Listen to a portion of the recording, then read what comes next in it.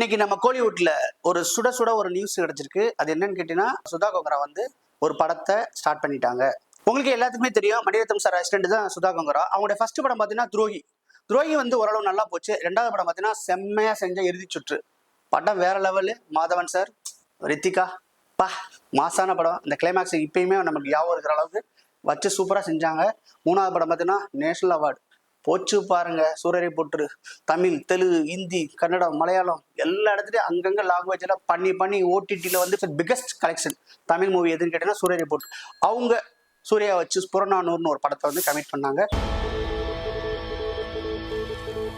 Process போயிட்டே இருக்கு. கதையை பார்த்தீங்கன்னா இந்தி எதிர்ப்பு, இந்தி திணிப்பு, இந்தி போராட்டம் சொன்னோன்னே நம்ம சூர்யா வந்து பேக் அடிச்சிட்டாரு. கொஞ்சம் உடன்பாடு இல்லை, கதையை இப்படி மாற்றலாமா ஒரு கன்ஃபியூஸ்ல என்ன பண்ண அந்த படம் டிராப் ஆகி சொல்லவே தேவையில்லை யார்கிட்ட போச்சுன்னு அவங்க எல்லாருக்குமே தெரியும். எஸ்கே அவங்கள வச்சு புறநானூரை வந்து ஸ்டார்ட் பண்ணணும்னு இருக்கும்போது ஒரு பிரேக் கிடைச்சிச்சு. ஸோ அப்போ வந்து இன்னொரு படத்தை ஸ்டார்ட் பண்ணலாம்னு சொல்லிட்டு நாவலாசிரியர் நரேன் அவர் எழுதிய புக்கு வந்து வேட்டை நாய்கள், அந்த படத்தை வந்து ரைட்ஸ் முறைப்படி வாங்கி அந்த படத்தை வந்து ஸ்டார்ட் பண்ணிட்டாங்க.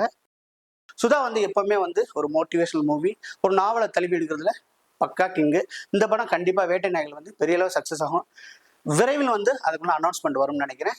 அநேகமாக ஒரு 3 months பிடிக்கும். அவங்க ஸ்கிரிப்டை வந்து அவங்க படத்துக்கு சினிமாவுக்கு ஏற்ற மாதிரி திரைக்கதைகள் எல்லாமே கொஞ்சம் மாற்றி அமைச்சு அதை எடுக்கிறது கண்டிப்பாக 3 months ஆகும். 3 months வந்து பிகெஸ்ட் நியூஸ் ஒன்று காத்துட்டு இருக்கு.